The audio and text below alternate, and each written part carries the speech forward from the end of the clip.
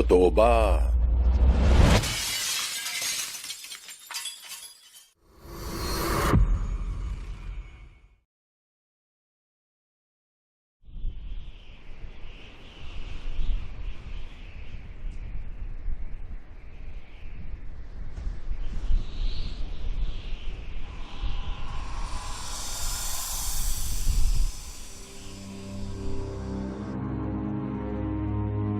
Noong 1 linggo lamang ay nayinig ang Lebanon sa sabay-sabay na pagsabog ng mga pagers ng Hezbollah. Ilan ang namatay at libong nasugatan. Marami ang nasabugan sa kamay habang ginagamit ang kanilang pager. Yung iba, malala ang sugat sa tiyan dahil sa sinturon nakasuksok ang device.